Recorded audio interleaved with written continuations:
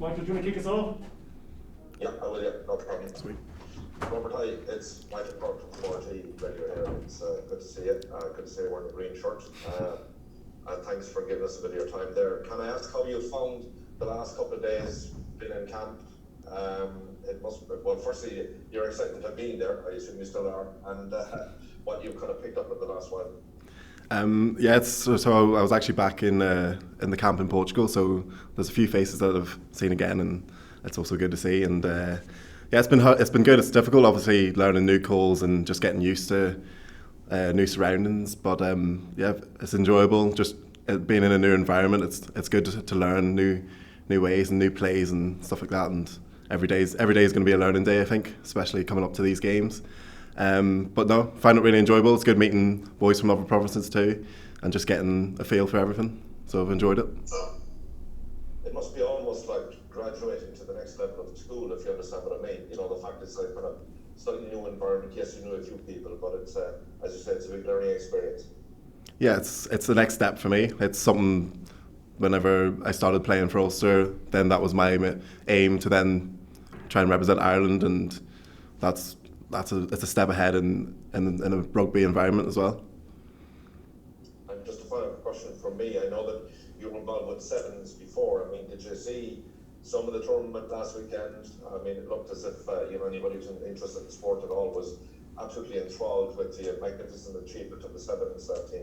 Yeah, it was unbelievable. I was actually away for the weekend, but I had it on my phone in the car. I was sitting watching most of the games, and I was with my friends as well. Like, we were all sitting in the same car watching it because it was pissing rain outside. But no, it was really good. It's an unbelievable achievement. Like, especially going to the Olympics, like, it's something you dream for, and all the work that they've put in, like, to finish off that game, especially beating France. I'm sure a great side. It's unbelievable.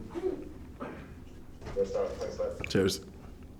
I'm Robert Baloucoune from Virgin Media. How do you think the sevens helped you in your progression as a rugby player? It was great. Like, I obviously went to sevens. Like, I didn't really go into the academy or train with like the usual route. So I was playing junior rugby for Enniskillen, and it wasn't obviously a lot of other players would have been at a different standard of rugby, and it allowed me to kind of catch up and put my skills to the test. Whereas if I was playing 15s, I'd be stuck in the wing and I probably wouldn't have got much ball or having to make as many tackles and being involved in the game as much. So sevens really drove that, and then I was obviously playing with the likes of people that are still there going to the Olympics now, like Jordan Conroy, Terry Kennedy, and then also boys that are here now, so Hugo Keenan and Shane Daly and boys like that.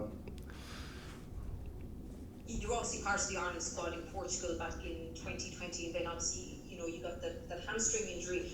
What would it mean to you now to play for Ireland, to make your debut at some stage during these upcoming tests? It's as I said, it's been an aim. It's been what I've been training for and pushing for, and all my games for Ulster and stuff like that. Putting in a performance, it leads to this, and I'm really looking forward to trying to get my first cap. And if that happens in this series, and yeah, it'd be great. I suppose we know what you can bring, but can you tell us what you feel is what you can bring to the Irish team?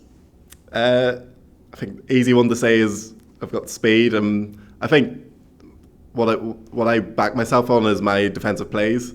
I feel like I can read the game well. I think I'll go out and I'll try and force them behind the gain line, and I feel like just bringing that intensity to defence and I suppose attack as well, catching kicks and stuff like that, is something I bring to the game. Good luck, thank you. Cheers. Rob, how's it going? I know you obviously weren't part of the squad at this time, but obviously the last time Ireland played Japan, we all know what happened. Has there been much talk in that game? And there's probably a few in the squad with the score to settle there. Yeah, it has been brought up. Not as much at the minute because we're just kind of all settling in with, especially with so many new players.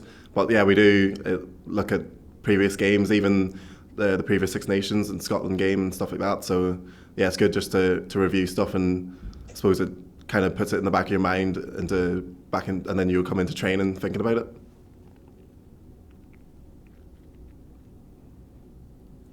Rob, you mentioned Justin Tracy from RT News. Rob, you mentioned just to Sinead's question, what you should be able to bring in the event of being selected, but how do you feel your game has improved over the last, injury withstanding, over the last kind of 18 to 24 months? I suppose probably just trying to get more involved into the game. I used to sit quite a lot like on the wing and let the ball come to me, whereas I spent a lot of time with the coaches, obviously just trying to get involved, trying to get off my wing and get my hands on the ball as much as I can, I suppose. And that's similar to all the back three that we do in Ulster, just trying to get our hands on the balls. Obviously then, whenever I was injured, I was able to do a bit more static skills. Obviously I couldn't walk as much, but I was able to train my hands and being able to catch early and give the ball away. So I think in that way I've developed on and off the pitch. Japanese in that World Cup showed just how lightning fast they were, particularly in transition where the ball was turned over, and how quickly they were able to turn that back into attack. Is that something you've been focusing on in any of the video sessions? Yeah, so we did defence today and we just talked about they move the ball wide to wide and their ability also to snap back and be ready for both sided attacks. So it's just being able to have that awareness, have that communication early, and just being able to defend that. Thanks, Robert. Cheers. Well, you mentioned earlier there just about as soon as you came in to play for Ulster that playing for Ireland was maybe the next goal. To take you back a wee bit further, whenever you were playing for Enniskillen, and I know everybody has a different route, but other boys your age were coming into academies and even making senior breakthroughs. Did you always maintain the belief that you had the ability to get to this point? I'd say whenever I was at Enniskillen, I didn't think I was going to be involved in anything, to be honest. I was out of the Ulster system as well, and that didn't really seem like a goal. It was obviously then whenever I got a call for Ulster, then, and I think once I signed up my first contract for the academy and sevens, it was only then that I believed that I could make a living out of this and it could be a full-time job. But yeah, it seems like a long goal whenever I was playing for Enniskillen, because I was kind of, just getting by and playing games. I didn't really see it as an option. And whenever you come in to Ireland camp and see some of the other guys get the training kit, whatever, do you ever have any sort of moments of realisation of just how far you've come in a very short space of time? Yeah, I do. I look back at it and like if you said it to me 3 or 4 years ago, I'd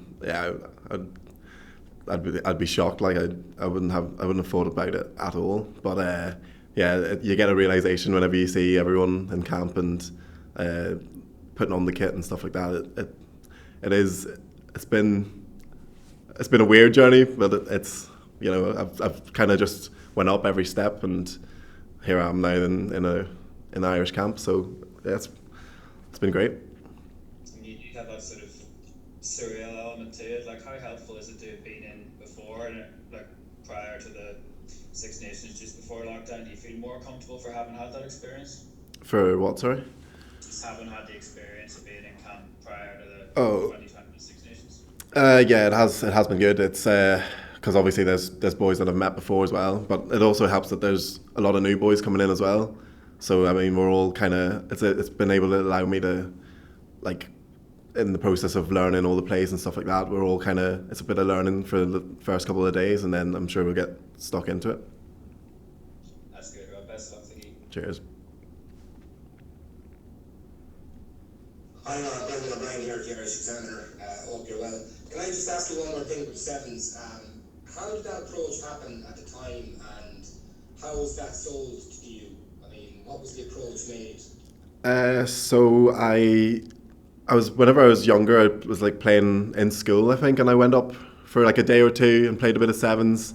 I was just approached. I was still in Ulster then, and then had a bit of injuries and stuff, and I got dropped from Ulster, and I wasn't involved with sevens or anything. And then James Tupper, who's the manager for the Ireland Sevens, then he would have been my coach in under 19s for Ulster and stuff like that. So I knew him, and he called me whenever I was on holiday with a few mates in the summer and was like, brought me up to asked if I wanted to train with Ulster just over the summer for a couple of weeks, and we ended up playing like a in-house game sort of thing. And after the game, I was then given like an academy sevens contract, and then but I didn't really train with the academy. It was pretty much full-time sevens, so that's what got me involved back in the system as sort of.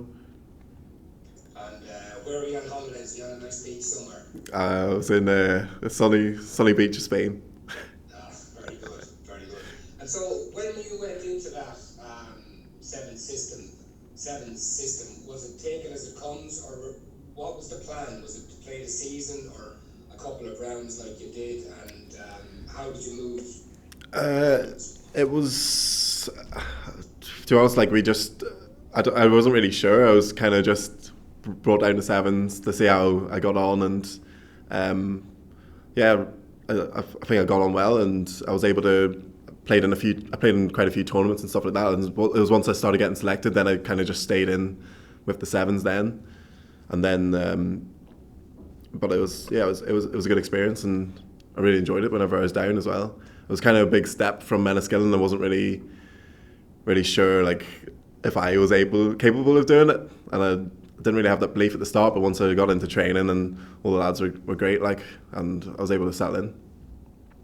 Just finally for me, I was talking to Harry McNulty there on Monday, and he was saying, there's no hiding place in the sevens pitch. I mean, any mistake is just ruthlessly exposed.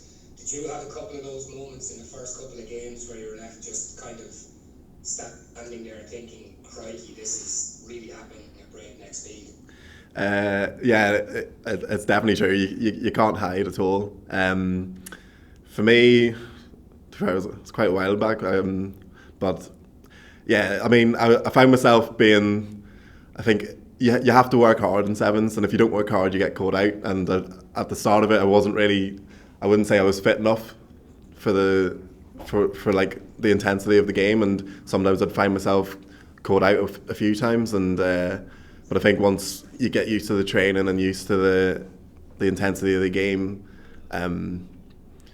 like I was able to settle in. But I mean, you find yourself scurrying across half the pitch to make a tackle and stuff like that, or running back like 50 metres after a break, and yeah, it really tests you. That's great. Best of luck. Cheers. Hey Robert, Nick Scully here from New York. Sorry, my camera's not working. It's been well covered there, really, all this seven stuff. Just when you were at Enniskillen, did you play other sports as well? Were you good at football or anything like that? Were you kind of torn between whether just to continue playing rugby at all? So yeah, in school I would have played football until I think it was about third or fourth year, and we would have had. I played for a couple teams whenever I was in, and I was kind of torn between either playing rugby or because most of my friends started playing rugby, and that was what got me into it. But yeah, I was a football fan growing up, so it was a bit weird joining the system, and I think that's why I wasn't really sure if I was if playing for Enniskillen was what I thought I was going to be doing, or playing somewhere as well, not really for Ulster or Ireland, just because I was late to the system. Who did you support? Arsenal, which aren't going well, but well, I get enough abuse about it. Thank you. Rob, just on that, which football teams did you play for in Enniskillen? A lot of people asked me if I played for Ballinmallow, but I didn't. I was played for Lisnaskea. I was closer to home, and then I moved to Enniskillen, so I played for Enniskillen Rangers as well. Is Ballinmallow your Irish League team? Yeah, they are. Yeah. Okay, folks, anything further for Robert? Happy enough? Okay, thanks guys. Cheers. Talk to you all tomorrow.